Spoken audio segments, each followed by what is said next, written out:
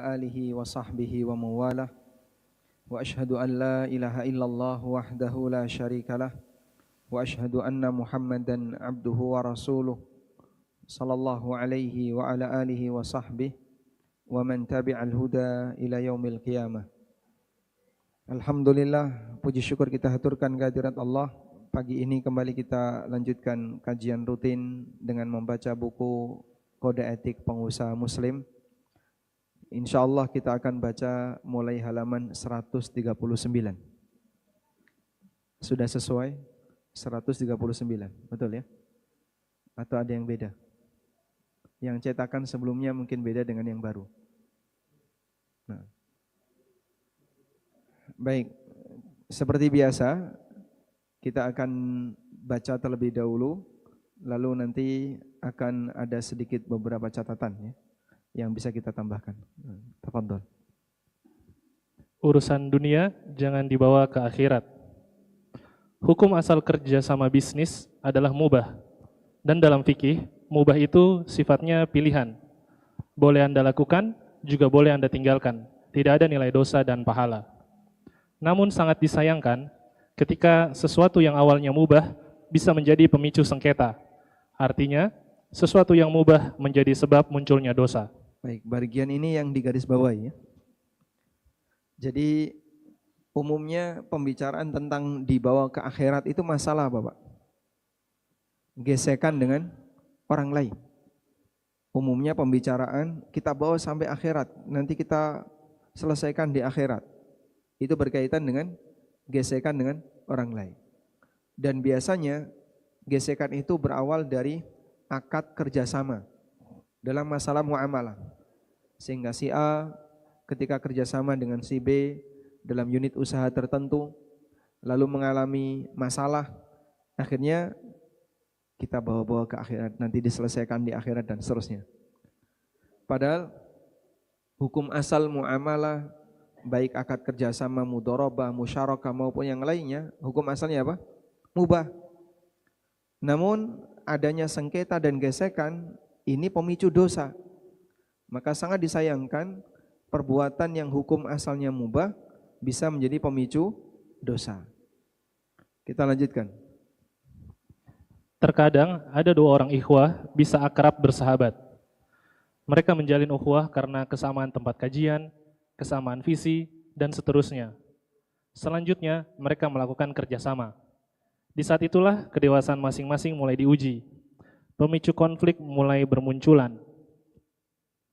Hingga akhirnya, mereka harus bermusuhan. Yang awalnya kawan, kemudian jadi lawan. Kerjasama bisnis yang mereka bangun menghancurkan persaudaraan mereka. Saya nggak perlu cerita ya. Di Jogja ada nggak kayak gini? Hah? Di Jogja ada nggak? Ada Mas? Nggak ada? Nggak tahu? Masya Allah. Nggak tahu atau tutup mata untuk tahu? Jadi ada banyak sekali cerita yang sampai ke telinga saya berkaitan dengan kasus A, kasus B, kasus C. Subhanallah. Yang sebelumnya mereka bisa menjalin ukhuwah Islamiyah dengan baik, kerjasama dengan baik, akhirnya rusak gara-gara akad musyarakah, akad kerjasama bisnis yang nggak beres. Maka dengan sebab akad kerjasama yang nggak beres, membuat mereka jadi bermusuhan. Mana yang lebih mahal, dunia ataukah persaudaraan? Mana yang lebih mahal, dunia atau persaudaraan? Hah? Coba Bapak lebih pilih mana ya? Miskin tapi punya banyak lawan. Oh, kok salah. Miskin tapi punya banyak kawan, kaya tapi punya banyak lawan. Kaya punya banyak lawan atau kawan? Miskin punya banyak teman, kaya punya banyak musuh. Pilih mana? Enggak milih? Pilih pripun? Kaya yang banyak teman. Sulit yang kayak gitu. Jarang. Sehingga pada posisi ketika kita bekerja sama dengan orang lain, pilihannya antara gesekan jadi lawan dan gesekan jadi kawan. Tapi kenyataannya banyak gesekan yang jadi lawan. Memang menguntungkan, tapi di balik keuntungan itu barangkali ada gesekan, ada ketegangan antara satu dengan yang lain. Dan itu banyak sekali. Ya, mereka yang ingin menyelesaikan sengketa, ingin curhat masalah ini, sengketa ini, banyak sekali. Jadi melalui program konsultasi syariah, nah, disitulah saya banyak tahu kartu as masing-masing ada di depan saya ini. Baik, terus gimana ini Pak? Ada salah satu cerita ini, tapi kejadiannya di luar Jawa. Kejadiannya ada di Pulau Sumatera, di pulau ya. Provinsi mana Pak Ustadz? Enggak penting itu. Saya masih ingat waktu saya datang ke sana, 2 orang ini panitia inti yang ikut antar jemput, yang pokoknya paling sibuk lah dalam kegiatan kajian di sana. Kalau boleh disebut safari dakwah. Baik. Kemudian setelah saya pulang, saya dapat kabar 2 orang ini kerjasama dalam bisnis. Usahanya bagus, berkembang. Warung itu berkembang, laris, dan prospeknya sangat bagus. Nah, ketika sudah mulai berkembang, salah satu ingin menguasai. Sehingga sempat terjadi ketegangan yang cukup lama karena yang satu ini ingin mengakuisisi. Rebutan merek.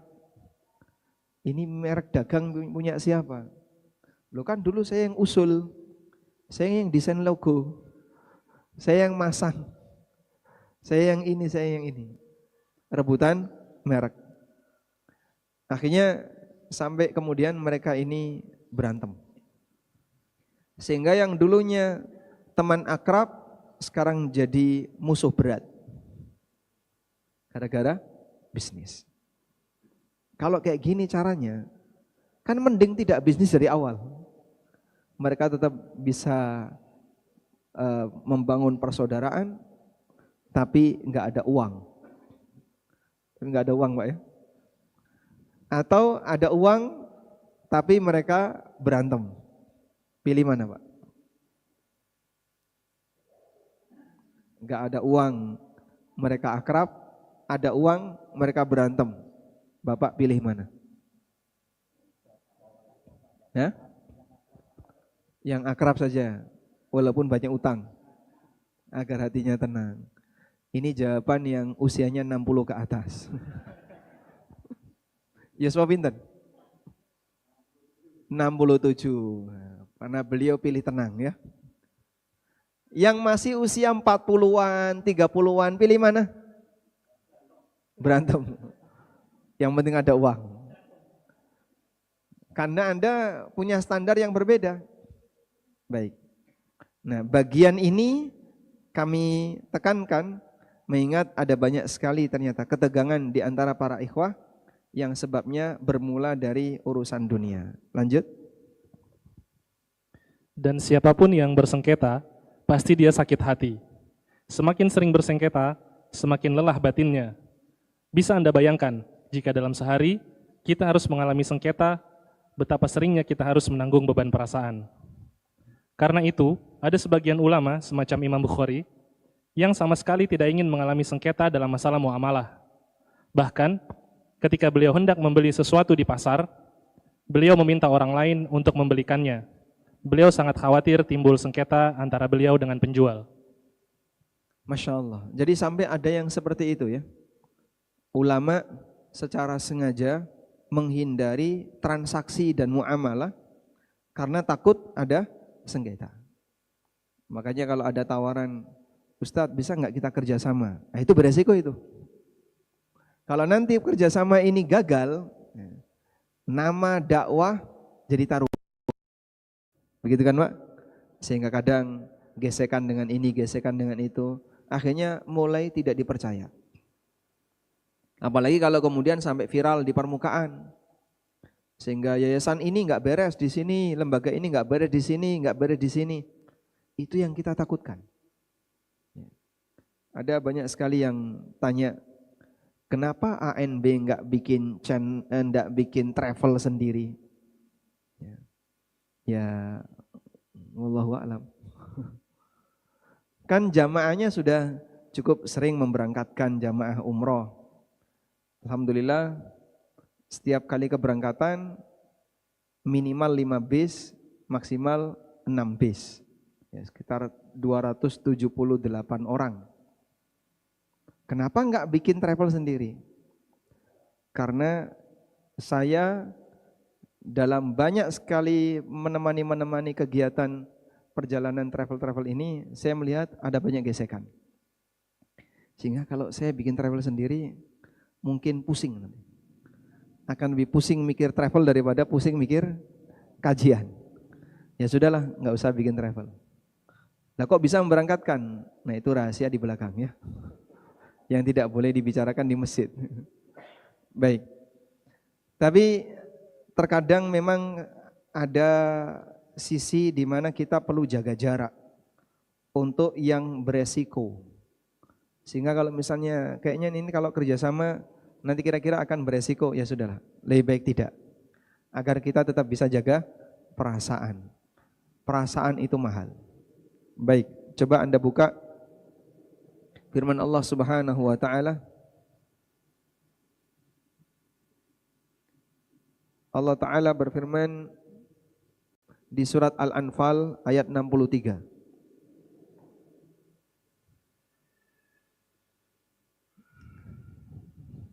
Ketemu? Surat Al-Anfal ayat 63. Insyaallah. Baik. Bisa minta tolong sebelah kanannya, tolong dibacakan Al-Anfal ayat 63.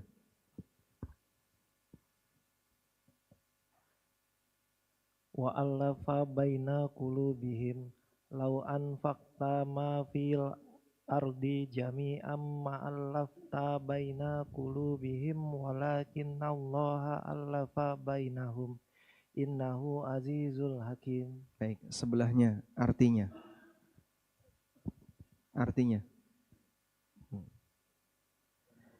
Dan dialah Allah yang mempersatukan hati mereka. Dialah Allah yang mempersatukan hati mereka. Walaupun kamu menginfakkan semua kekayaan yang berada di bumi. Masya Allah. Andai kau menginfakkan semua kekayaanmu yang ada di muka bumi, niscaya kamu tidak dapat mempersatukan hati mereka. Kau tidak akan mampu mempersatukan hati mereka. Tetapi Allah telah mempersatukan hati mereka. Tapi Allah lah yang mempersatukan hati mereka. Jadi kira-kira berapa nilai persatuan hati itu? Berapa harga dari persatuan hati itu? Nah, harganya berapa? Yang kata Allah di sini, lau anfaqta ma fil ardi jami'an. Andaikan kau menginfakkan seluruh hartamu di muka bumi, ma'allafta baina qulubihim, kau tidak akan mampu untuk mempersatukan hati mereka. Jadi berapa nilai persatuan hati? Persaudaraan itu berapa nilainya? Bumi seisinya. Baik, coba Bapak lihat kekayaan di muka bumi ini, yang paling kaya itu apa Pak? Yang paling besar nilainya. Sebutkan kekayaan di muka bumi ini yang paling mahal nilainya. Yang Bapak tahu apa? Kekayaan di muka bumi, materi yang paling mahal. Ini Pak, paling mahal. Apa itu? Tambang minyak. Aramco misalnya. Berapa valuasi Aramco? Oh, ada yang lebih mahal lagi. Perusahaannya siapa? Perusahaannya siapa yang paling mahal nilainya? Tesla. Perusahaannya Elon Musk. Elon Musk bisa bikin perusahaan dengan nilai valuasi yang lebih tinggi daripada punyanya Aramco. Oh, ada yang lebih tinggi lagi. Perusahaannya Microsoft. Lebih tinggi lagi. Baik. Semua itu digabung, semua itu diakumulasi, dibandingkan dengan persaudaraan, lebih mahal persaudaraan.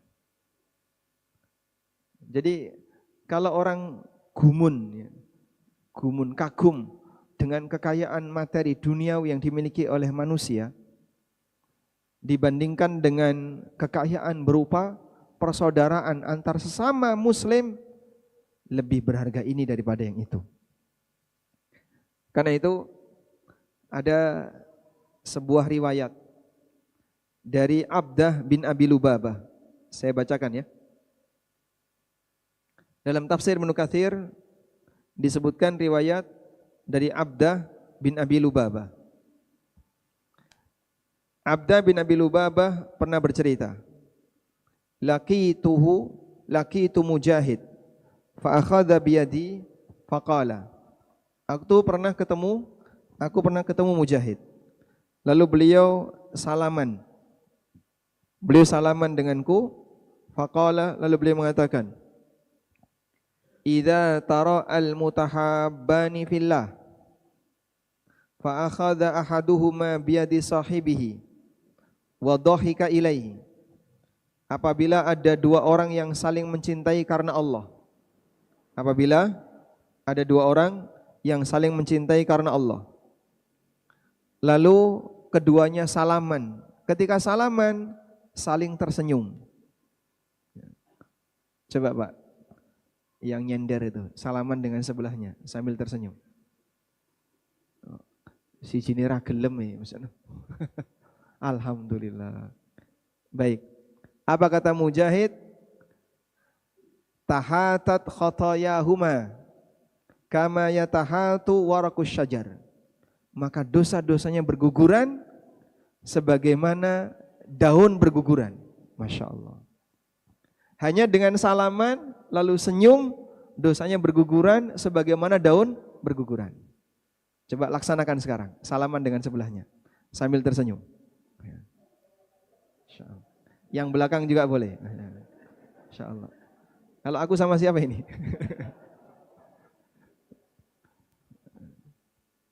Apa yang Anda rasakan? Hah? Plong. Plong. Nek sebelahnya punya utang ya dengan kita. Tadi itu cuma lirik-lirian gitu. Tadi cuma lirik-lirian. Tadi kayaknya pengen nyapa kok sungkan. Begitu salaman lalu kita menyapa, rasanya apa? Plong. Sulit atau gampang? Sulit atau gampang? Gampang. Betapa mudahnya untuk melakukan seperti ini. Betapa gampangnya orang melakukan seperti ini. Maka Abdah langsung komentar. Apa kata Abdah? Inna hadza la yasir. Kok gampang? Kok gampang banget? Dosa bisa berguguran hanya dengan cara seperti itu? Kok gampang sekali? Qala Mujahid. Faqala Mujahid, maka kata Mujahid mengatakan, la taqul dzalik. Jangan ngomong kayak gitu. Fa innallaha ta'ala yaqul, karena Allah Ta'ala berfirman, lau anfaqta ma fil ardi jami'an ma allafta baina qulubihim. Kalau kau menginfakkan seluruh kekayaanmu di muka bumi ini, kau tidak akan mampu mendamaikan dua orang yang saling bersengketa. Sehingga nilai dari persaudaraan itu, nilai dari kehangatan ketika berkomunikasi, Anda merasa nyaman dengan sebelahnya, akrab dengan sebelahnya, nilainya lebih mahal daripada dunia seisinya. Apa kata Abdah? Fa'araftu annahu afqahu minni. Dari sini aku menyadari Mujahid lebih pintar daripada aku. Mujahid bin Jabr, muridnya Ibnu Abbas. Dari sini aku memahami Mujahid bin Jabr lebih berilmu daripada aku. Masya Allah. Makanya kalau ada usaha, berapa sih nilainya? Oh itu duit banyak ya Pak. Berapa? 200 juta Pak. 200 juta. Dibandingkan dunia seisinya. Kayak debu yang gak kelihatan. Baru angka 200 juta ya. 200 miliar Pak. Itu debu yang gak kelihatan juga. 200 triliun Zimbabwe sama. Jadi dengan angka-angka berapapun dibandingkan dengan persaudaraan lebih bernilai persaudaraan. Baik, maka dari sinilah hargai yang namanya persaudaraan, sebab ukhuwah itu harganya mahal. Ukhuwah harganya mahal. Sesuatu yang kadang kita sepelekan, padahal itu harganya mahal. Makanya ya, kita sama orang kan ada 3 pilihan ya. Cinta, benci, kosong, hambar. Cinta, benci, hambar. Kalau Anda ketemu dengan orang yang tidak Anda kenal, sama sekali tidak ada kenal, apa respon batin? Biasa, hambar ya, kosong. Kalau Anda ketemu dengan orang yang Anda kenal, apa respon batin Anda? Ada 2, cinta dan benci. Ini ya, antara seneng, cinta, saya senang sama dia, ketemu dia itu rasanya nyaman. Atau yang kedua, rasanya enggak nyaman, benci. Baik, dari 2 ini mana yang sebaiknya diungkapkan? Kalau kamu jadi orang yang jelas ya, jelas posisi, seneng-seneng, raseneng. Mana dari 2 ini yang sebaiknya diungkapkan? Mana dari 2 ini yang sebaiknya diungkapkan? Hah? Cinta atau benci?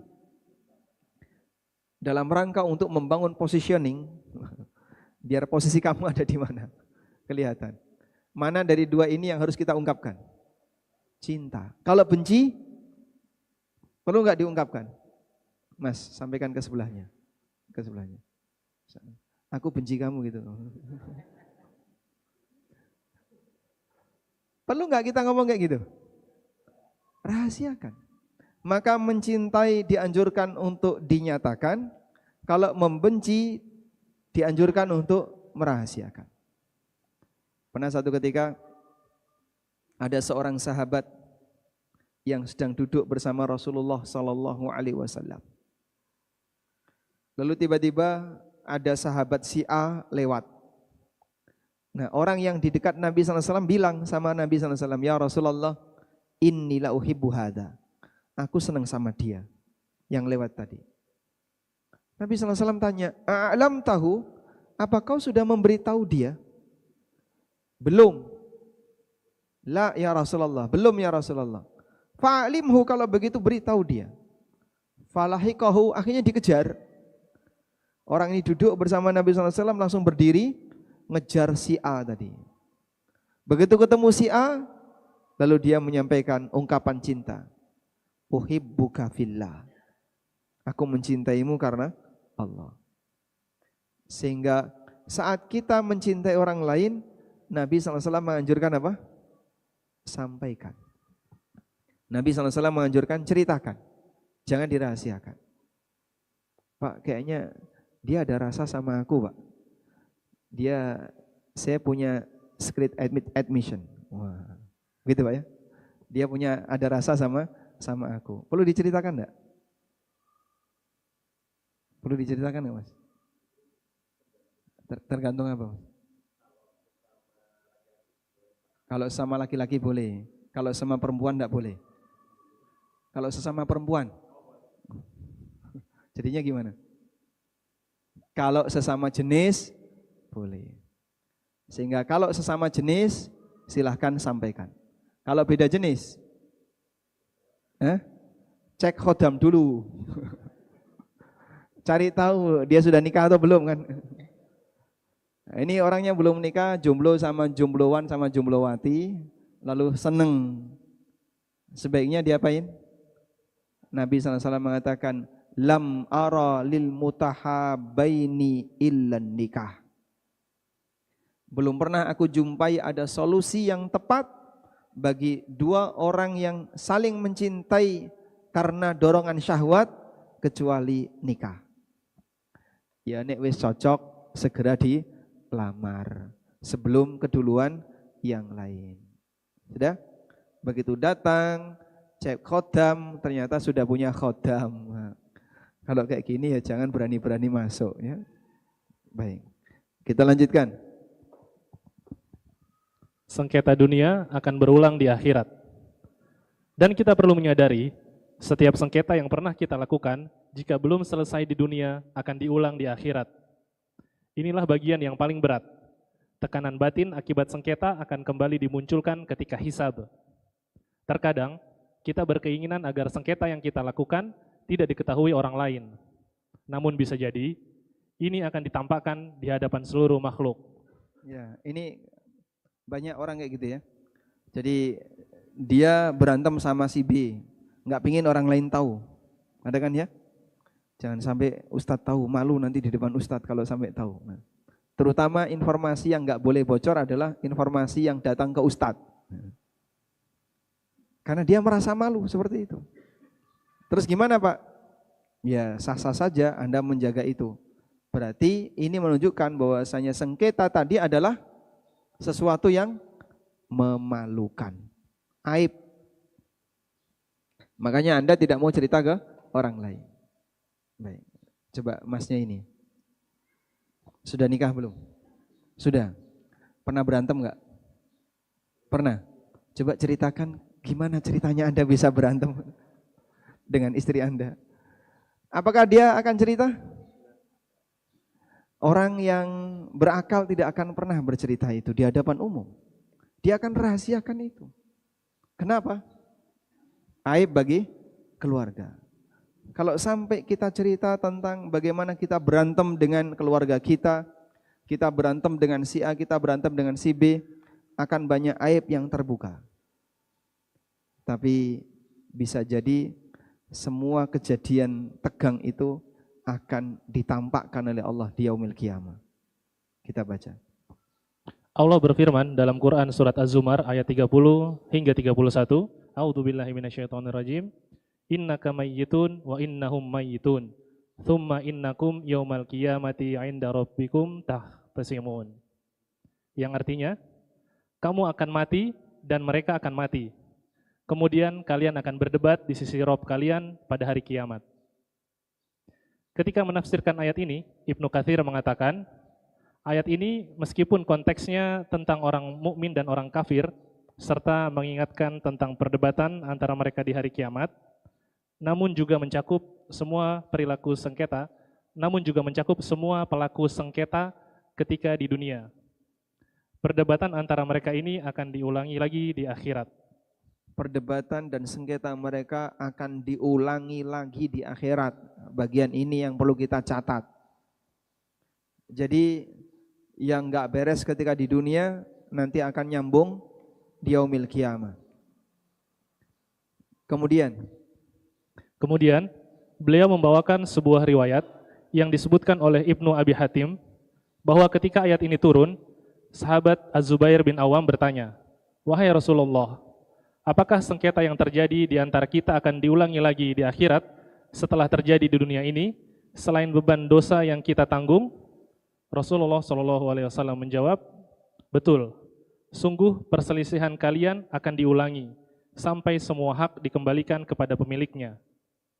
Setelah itu Zubair berkomentar, "Jika demikian, berarti peristiwanya sangat mengerikan." Hadis riwayat Ahmad dan Tirmidzi dan dinilai sahih oleh Albani. Baik, Masya Allah. Sampai sahabat Jabir mengatakan, "Wallahi innal amra lasyadid." Innal amra lasyadid. Kalau sengketa dulu di dunia diulang lagi di akhirat, sungguh demi Allah ini sangat mengerikan. Anda bisa bayangin ya, yang dulu sudah pernah tegang berantem, perasaannya nggak nyaman, sakit hati, sehingga orang kalau sengketa menang kalah itu sakit hati nggak? Menang maupun kalah sakit hati? Sakit hati. Karena kalau gesekan itu panas, gesekan pasti menimbulkan panas, sehingga baik menang maupun kalah orang itu akan sakit hati. Maka makin banyak sengketa, batinnya jadi gampang capek dan lelah. Gesekan dengan ini, gesekan dengan ini, gesekan dengan ini, gesekan dengan ini. Makanya kadang saya berpikir ada pekerjaan tapi selalu sengketa. Dia ngurusi sengketa terus. Itu kira-kira gimana, Pak? Hah? Pekerjaan tapi isinya cuma ngurusi sengketa terus. Isinya cuma emosi tiap hari. Dia akan selalu emosi tiap hari. Contohnya? Pengacara. Insyaallah. Pemirsa yang jawab peserta ya. Jadi contohnya pengacara ya. Pengacara di sini sengketa, di sini sengketa. Karena pengacara pasti akan lawan pengacara. Nah, dalam posisi itu ketika orang tiap hari sengketa, mungkin dia menang, mungkin dia kalah, mungkin dia dapat, mungkin dia nggak dapat. Tapi apapun itu, dia pasti capek hati. Hatinya capek.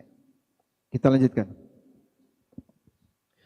Karena itu, wajar jika Nabi SAW menyebut salah satu orang yang jelek di sisi Allah adalah orang yang hobi berkonflik dan paling alot ketika bersengketa.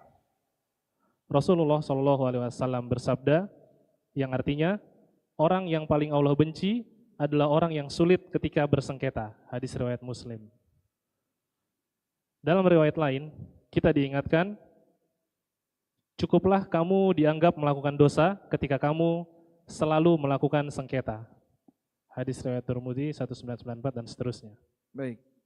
Bisa jadi saat kita bersengketa, kita belum tentu salah.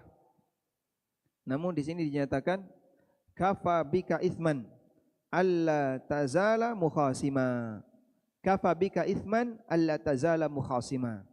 Cukuplah kamu disebut orang yang berdosa apabila kau sering bersengketa. Sehingga di sini gesekan, pasti dia akan berdosa. Walaupun bisa jadi, tapi kan saya di posisi yang benar. Ya, kau memang mungkin bisa berada di posisi yang benar. Tapi dalam sengketamu, saat pembalasan yang kau lakukan saat ini akan ada sisi yang enggak benar yang kau lakukan. Maka betapa capeknya seorang hamba yang dia gampang bersengketa karena dia akan berhadapan dengan banyak sekali tuntutan dari orang lain. Imam Asy-Syafi'i rahimahullah pernah mengatakan, kata Imam Asy-Syafi'i di buku enggak ada ya, bi'saz-zad ilal ma'ad al-udwanu 'alal ibad. Sejelek-jelek bekal menuju akhirat adalah bermusuhan dengan teman akrab. Sejelek-jelek bekal menuju akhirat adalah bermusuhan dengan anggota masyarakat. Maka makin banyak musuhnya, yang bersangkutan akan makin banyak resikonya. Sehingga kalau pengen jadi orang yang sangat beresiko di akhirat, pertahankan untuk bermusuhan dengan siapapun. Ini orang yang paling beresiko di akhirat. Baik, selanjutnya. Bisa kita bayangkan betapa lelah dan letihnya perasaan orang yang sering bersengketa. Setumpuk dosa dan kesalahan dibebankan di pundaknya. Itu pun masih ditambah dengan semua tekanan batin dari setiap sengketa yang pernah dilakukan di dunia. Selesaikan urusan dunia hanya sampai dunia. Jangan sampai berlanjut di akhirat. Subhanallah, bagaimana mungkin orang semacam ini bisa merasakan ketenangan? Semoga Allah melindungi kita dari potensi sengketa. Demikian semoga bermanfaat. Sudah selesai ya. Alhamdulillah. Insya Allah kalau dari sisi materi kita sudah mendapatkan inti dari apa yang ingin kita bahas. Namun selanjutnya adalah belajar masalah kedewasaan. Bagaimana agar kita bisa menjadi orang yang lebih dewasa, lebih nyaman ketika berinteraksi dengan orang lain, tidak gampang untuk bersengketa, terutama mohon maaf, yang namanya baper itu mungkin perlu tensinya dikurangi. Dan di antara bentuk baper itu gampang komentar. Sehingga ada salah dikit, dia komentar. Ada salah dikit, dia komentar. Komentarnya tidak langsung kepada yang bersangkutan, tapi di tempat yang lain. Jadinya apa? Ghibah. Jadinya ghibah. Maka kita seperti gampang sensitif perasaannya. Ada apa dikit, kita ngomong ke orang lain. Ada apa dikit, kita ngomong ke orang lain. Baik. Tidak ada satupun manusia yang kebal dari dosa. Karena kita tidak maksum. Kita pernah salah sebagaimana mereka juga pernah salah. Cuman masalahnya adalah apakah kita bisa jaga diri ketika berinteraksi dengan kesalahan orang lain ataukah tidak. Terkadang kita gampang mengomentari kesalahan orang lain, padahal orang lain tidak komentar kesalahan kita. Berarti sebenarnya siapa yang lebih salah dalam masalah ini? Karena belum tentu komentar itu memperbaiki. Komentar itu hanya sifatnya luapan batin pada posisi ketika dia nggak terima. Oleh karena itu, sekiranya komentar itu tidak penting disampaikan ke orang lain, ya nggak usah disampaikan. Misalnya Anda sedang bersama si A, saya tidak punya kepentingan dengan si A dalam masalah ini. Si A juga nggak bisa menyelesaikan, si A nggak bisa ngasih solusi. Ya sudah, Anda tidak perlu ceritakan kepada si A. Jadi Anda punya masalah dengan si B, lalu ketemu si A. A kenal B. Kira-kira pengen nggak kita cerita kepada A tentang B? Syahwat itu muncul. Sehingga dia mendesak, ayo ceritakan, ayo ceritakan. Boleh nggak kita ceritakan masalah kita dengan B kepada A? Boleh atau tidak? Boleh? Nggak boleh? Ya tergantung. Kalau A ini punya kepentingan dengan B atau bisa ngasih solusi terhadap B, silahkan Anda ceritakan. Ya, sehingga A nanti ngasih saran, oh iya yang kayak gitu tuh caranya kayak gini, caranya kayak gini. Alhamdulillah ada sisi manfaat yang bisa Anda dapatkan. Tapi kalau hanya sebatas cerita saja tanpa ada hasil apapun, berarti masuk kategori ghibah, dan ini dosa besar. Wallahu a'lam. Anda lihat Nabi Yusuf yang disikapi jahat oleh saudaranya, setelah beliau ketemu dengan bapaknya, Yusuf nggak pernah cerita tentang kejadian beliau bersama saudaranya. Sehingga walaupun sangat menyakitkan, tapi Yusuf nggak pernah cerita. Ya sudahlah, yang lalu biarlah berlalu. Sekarang kita membuka lembaran baru. Tapi Yusuf alaihissalam tidak pernah cerita kepada bapaknya tentang kejadian yang beliau alami ketika didolimi oleh saudaranya. Jadi bapak, waktu itu saya dimasukkan ke dalam sumur, kemudian baju saya diambil, lalu dikasih waja'u ala qamisihi bidamin kadzib, dikasih darah yang itu sebenarnya dusta. Dan ada yang menyebutkan mereka menyembelih kambing lalu darahnya dileletkan di bajunya Yusuf. Yakub tahu enggak peristiwa itu? Tahu atau tidak? Tahu, karena beliau nabi. Sebab Yakub yakin Yusuf ini pasti akan dewasa. Karena Nabi Yakub sudah dapat cerita dari Yusuf kalau beliau bermimpi melihat 11 bintang dan matahari serta bulan sujud kepadanya. Yakub paham takwilnya, oh nanti Yusuf akan seperti ini. Kalau kemudian Yusuf hilang selama bertahun-tahun, Yakub yakin nanti pasti orangnya akan muncul di permukaan, menjadi orang hebat. Subhanallah. Karena beliau seorang nabi, akhirnya terjadilah seperti takwil mimpi yang pernah ditakwilkan oleh Yakub. Jarak antara mimpi Yusuf sampai realita takwilnya itu puluhan tahun. Puluhan tahun. Jaraknya puluhan tahun. Terus apa itu Pak?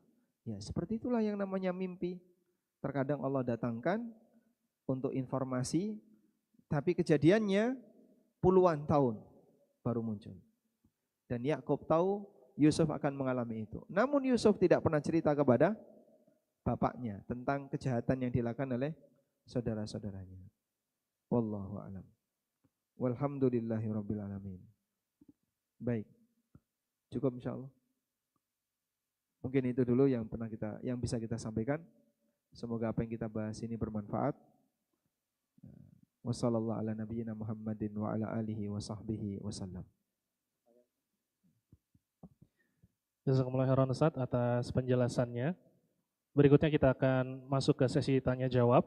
Namun sebelum kita laksanakan sesi tanya jawab, kami himbau kepada para jamaah yang di sebelahnya ada kotak infak. Mohon bantuannya untuk bisa diedarkan ke jamaah di sebelahnya. Sekali lagi kami persilakan kepada para jamaah akhwat bisa bertanya melalui kertas dan yang ikhwan bisa bertanya langsung.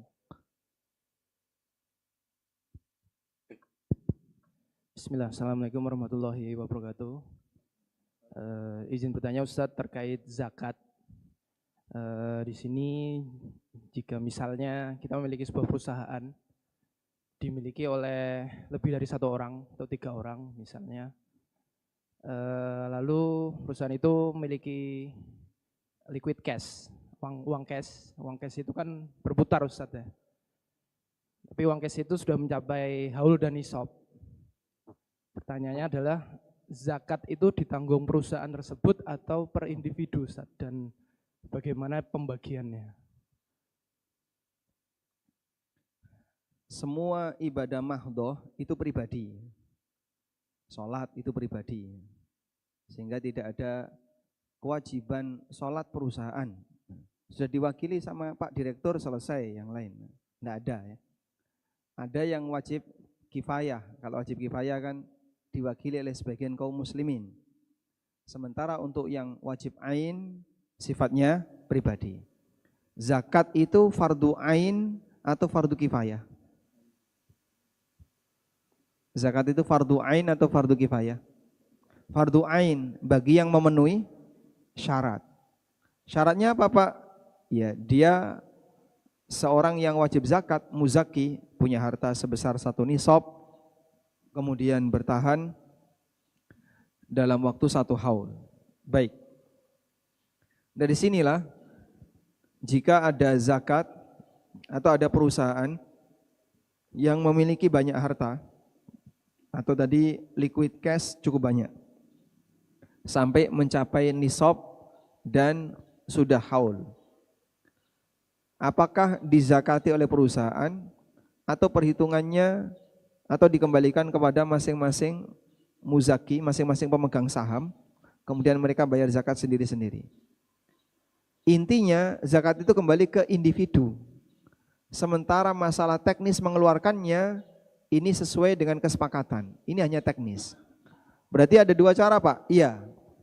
Cara yang pertama dizakati perusahaan. Sehingga total harta tadi anggaplah misalnya senilai 500 juta. Liquid cash-nya 500 juta. Dikeluarkan zakat 2,5%. Sudah? Nah, 500 juta ini dimiliki oleh 5 orang, A, B, sampai E. Ya? Anggaplah dengan porsi yang sama, berarti masing-masing berapa? 100. A di rumah punya uang 400 juta. B di rumah punya uang 200 juta atau 300 juta. C di rumah punya uang 200 juta. Anggaplah semuanya 200 juta. C, D, E 200 juta. Sudah? Berarti gimana Pak? Maka nanti di rumah si A cukup bayarkan zakat yang di rumahnya. Karena yang di perusahaan tadi sudah dibayarkan zakat. B juga sama. Dia cukup bayarkan zakat uang yang di rumahnya. C, D, E juga sama. Ini teknis yang pertama. Bisa dipahami insyaallah? Baik. Teknis yang kedua, uang itu dikembalikan kepada 5 orang tadi. Setelah itu masing-masing terserah mau bayar zakat kapan. Karena itu urusan pribadi masing-masing. Udah? Selanjutnya gimana Pak? Kalau perusahaan ini masih butuh lagi, uang tadi ditaruh di perusahaan. Atau cukup dengan angka perhitungan saja. Si A uang di perusahaannya 100 juta, ditulis duit cash saya 100 juta, ditambah cincin, gelang, kalung, emas batangan, ya. Tambah ini, lalu tambah tabungan, kripto juga ada ditolak. Total 500 juta. Maka A zakat 2,5 dari 500 juta. Nanti B ngitung sendiri sehingga yang dihitung nilai dari saham dia di perusahaan itu kemudian diakumulasi dengan harta-harta yang lain. Wallahu a'lam.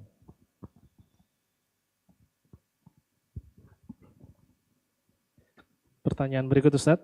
Ada titipan pertanyaan dari jamaah. Assalamualaikum Ustadz. Izin bertanya di luar tema. Saya pemilik kafe.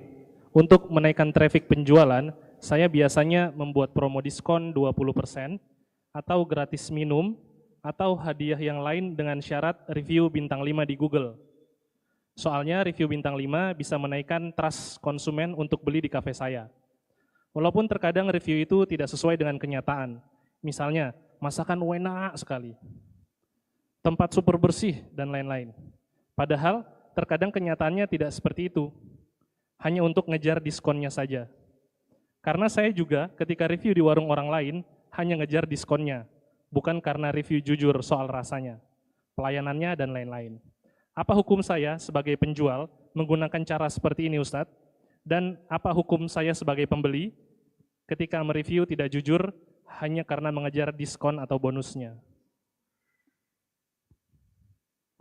Agama mana yang boleh mengajarkan tidak jujur? Ada ya? Agama mana yang boleh mengajarkan tidak jujur? Ada Pak, apa itu? Syiah, oh iya. Kecuali Syiah ya. Si B, C, D, E, dan seterusnya sampai Z, semuanya mengajarkan untuk jujur. Apalagi untuk jujur dalam kepentingan masalah ekonomi. Sehingga seharusnya seperti ini dibuat organik saja. Nah, di Indonesia bisnis organik itu susah. Akhirnya apa? Ya semuanya serba manipulasi. Karena kalau saya organik saja Pak, enggak bisa Pak naik rating, enggak bisa bersaing dengan yang lain, enggak bisa ini, enggak bisa, karena organik. Ya kalau organik nggak bisa iklan, boleh silahkan. Tapi yang jujur, jangan menyampaikan data yang tidak sesuai asli. Wah kalau jujur-jujur Pak, ajur. Tahu ajur? Ya. Ajur itu binasa. Kolaps nanti usaha saya. Nah terus maunya gimana? Ya saya harus ikut tidak jujur. Ya, tidak jujur kok diikuti. Ya memang sementara ini kalau kita lihat warung kan lihat ratingnya ya. Oh bintang 5-nya banyak. Atau sudah sering yang ngasih bintang 5. Akhirnya kita mampir di situ. Kok ternyata enggak jujur. Berarti siapa yang jadi korban? Siapa yang jadi korban? Konsumen. Saya itu pernah mampir di sebuah warung. Dan qadarullah waktu itu juga membawa banyak tamu ya. Mengecewakannya ya, hampir 80%. Tidak kecewanya tinggal 20%. Masya Allah, kayak gini gitu ya. Namanya bagus, parkirnya bagus, tapi ternyata sangat mengecewakan. Saya mau kasih review minus itu gak tega. Agar orang lain tidak terjebak di sana. Kamu jangan tiru seperti saya, masuk ke warung ini sangat mengecewakan. Dan kayaknya di konsumen yang lain pun mengecewakan, karena saya lihat di review yang lain, oh iya pada caci maki sih. Baik. Nah kalau kemudian caci maki ini bisa ditutupi dengan cara manipulasi tadi, akan ada banyak korban yang masuk ke sana. Kita sudah punya budaya yang sangat tidak enak. Bapak lihat ya, kenapa toko oleh-oleh itu laris? Kenapa toko oleh-oleh itu laris? Hah? Kenapa toko oleh-oleh itu laris? Ada fee untuk siapa? Untuk supir bis. Jadi dia ngasih ke supir bis. Cara nggak sehat kayak gini kan di Indonesia banyak sekali ya. Terus gimana itu hukumnya Pak? Haram. Enggak, coba kasih penjelasan lebih panjang. Haram. Apalagi kalau enggak haram itu. Itu dusta semua itu. Dan yang jadi korban siapa? Konsumen. Cuman kita mau ngasih nasihat kepada siapa? Wong superbisnya juga enggak ikut ngaji. Ya barangkali mereka nonton YouTube. Yang ditonton bukan kajian kalau di YouTube. Belum lagi tokonya, peduli amat sama yang kayak gini. Yang penting pokoknya kami laris. Yang disogok supir bisnya. Nah kalau supir bis belok ke situ, penumpang mau ngapain coba? Pak, jangan di sini Pak, pindah sana Pak, pindah kemana? Tidak ada pilihan yang lain. Saya pernah itu ya, ikut rombongan wisata kayak gitu, mampir di sebuah toko oleh-oleh. Nah, saya nggak beli, tapi saya jalan-jalan ke belakang. Di tempat para supir itu ngumpul. Saya masuk situ, semua pandangan ke arah saya kok. Ini bukan wajah supir kok masuk sini. Muka-muka kayak gini bukan muka supir. Kok tiba-tiba ada di sini? Jadi kayak mereka seperti ketakutan, ini ada apa? Mungkin kalau saya keluarkan HP gini tuh, tegang itu sudah. Subhanallah. Nah, bagaimana negara kita bisa bersih dari korupsi? Kalau yang kelas bawah saja kayak gini ya. Belum lagi yang interaksi dengan yang lainnya. Baik. Maka ya ini PR bagi para guru yang mereka punya tanggung jawab untuk ngajari masyarakat tentang edukasi masalah anti korupsi dan seterusnya. Karena korupsi di swasta juga banyak sekali. Bahkan mungkin lebih parah dibandingkan korupsi di pemerintah. Makanya teman-teman yang kerja di bagian purchasing, di bagian pengadaan atau di bagian gudang atau di bagian ini, mungkin dia bisa basah, lebih basah dibandingkan bagian yang lain. Tapi itu semuanya adalah sogok. Wallahu a'lam. Izin satu lagi Ustaz. Ada titipan pertanyaan dari Umahat. Assalamualaikum warahmatullahi wabarakatuh Ustaz. Waalaikumsalam warahmatullahi Izin wabarakatuh. bertanya tentang muamalah. Ada fulanah order buah 3 kg tapi tidak ada kabar. Apakah boleh dijual lagi buahnya Ustaz? Order buah 3 kilo terus tidak ada kabar. Tidak ada kabar. Sudah bayar belum? Mungkin belum Ustaz. Kalau dibayar dia nggak tanya Ustaz. Karena buah ini tidak tahan lama ya. Sehingga kalau ditunggu sementara dia nggak ada kabar, maka Anda boleh jual ke tempat yang lain dalam rangka untuk menyelamatkan harta itu. Seperti barang temuan. Kalau orang menemukan barang, yang barang itu tidak bisa tahan lama. Misalnya nemu nasi bungkus dengan isinya, lauknya ayam bakar, plus es teh, plus tahu goreng ini, waduh lengkap, satu box, nemu. Diumumkan selama setahun, Masya Allah. Kira-kira jadi apa itu? Loh katanya nemu harus diumumkan setahun. Ya sudahlah silakan kamu umumkan selama setahun. Jadi apa kira-kira? Nah maka yang kayak gini, apa yang harus dilakukan?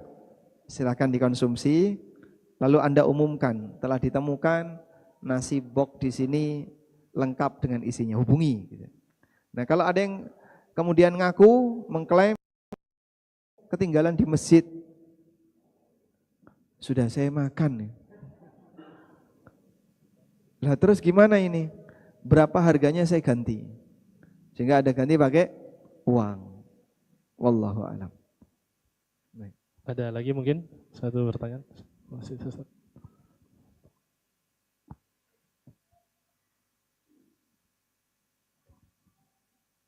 Assalamualaikum warahmatullahi wabarakatuh Ustadz. Waalaikumsalam Saya Sidik. warahmatullahi wabarakatuh. Mau menanyakan tentang waris ya. Jadi kalau misalkan waris itu menjadi sengketa bagi para ahli warisnya, itu apakah harus misalkan tidak tercapai kesepakatan gitu ya, itu apakah harus digugat dengan resiko nanti hubungan silaturahmi jadi tidak baik ataukah dihindari supaya tidak terjadi sengketa? Terima kasih Ustadz. Waalaikumsalam warahmatullahi wabarakatuh. Waalaikumsalam warahmatullahi wabarakatuh. Ada dua sahabat Ansor menghadap Nabi SAW, lalu mereka sengketa waris. Kemudian Nabi SAW meminta kepada masing-masing, silahkan sampaikan data kalian. Si A mulai bicara. Selesai si A bicara, si B bicara. Selesai keduanya bicara, Nabi SAW mengatakan, Innama ana basyarun wa antum takhtasimuna alayya. Aku manusia biasa dan kalian sengketa di hadapanku. Artinya beliau tidak tahu kondisi gaib di balik itu. Beliau tidak tahu kondisi gaib di balik itu. Wala'alla ahadakum alhana fil bayani ala ba'din. Bisa jadi sebagian di antara kalian lebih pintar ngomong daripada satunya. Fa'aqdi kama asma'. Maka aku putuskan sesuai yang aku dengar. Aku putuskan sesuai data yang aku terima. Lalu kata beliau, faman qadaitu lahu bihaqqin. Siapa yang aku putuskan dia mendapatkan sesuatu wa huwa laisa lahu, padahal aslinya dia tidak berhak, maka sadarilah sesungguhnya itu adalah bara api neraka. Dikasih muqaddimah Nabi sallallahu alaihi wasallam seperti ini. Akhirnya keduanya nangis, Pak. Keduanya nangis. Setelah keduanya nangis, lalu keduanya bilang, "Ya Rasulullah, kalau begitu saya serahkan saja harta warisan ini kepada saudara saya."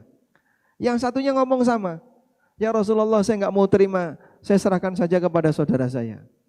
Masya Allah. Awalnya datang rebutan, berakhirnya datang menolak. Berakhirnya pulang saling menolak. Masya Allah. Karena dalam masalah warisan itu, kita diajarkan semangat untuk ngalah. Semangat ngalah itu yang dikedepankan. Tapi Pak, kalau kayak gini kan saya nanti nggak dapat. Andai kan Anda nggak dapat, nggak geser jatah rizki. Makanya harta warisan itu bukan termasuk di antara harta yang dimotivasi oleh Nabi SAW. Sehingga Nabi SAW tidak memuji harta warisan. Yang dipuji oleh Nabi SAW adalah harta dari usaha pribadi. Sehingga ketika beliau ditanya, pendapatan apakah yang paling baik? Kata Nabi SAW, amalur rajul biyadihi wa kullu bai'in mabrur. Hasil yang didapatkan oleh seseorang dari kerja pribadinya dan hasil keuntungan dari transaksi yang mabrur. Subhanallah, itulah pendapatan terbaik. Maka ketika seseorang bekerja lalu dia mendapatkan sesuatu, lebih mulia daripada dia dapat warisan. Sebab harta halal itu tidak satu tingkatan. Karena itu beberapa orang soleh enggak punya warisan. Nabi Muhammad SAW itu tidak ditinggali warisan. Sehingga bapaknya tidak meninggalkan warisan untuknya. Terus tanah Mekah itu kemana Pak? Kan Bani Hashim punya banyak tanah. Iya, tanah Mekah setelah beliau hijrah, beliau tinggalkan. Sehingga tanah Mekah tidak lagi dimiliki oleh Rasulullah SAW. Wallahu a'lam. Baik, mungkin itu yang bisa kita bahas di kesempatan kali ini. Semoga apa yang kita sampaikan di sini menjadi kajian yang bermanfaat. Allahumma anfa'na bima 'allamtana wa 'allimna ma yanfa'una warzuqna ilma. Wa sallallahu ala nabiyyina Muhammadin wa ala alihi wa sahbihi wa sallam. Wa akhiru da'wana alhamdulillahi rabbil alamin. Wassalamualaikum warahmatullahi wabarakatuh.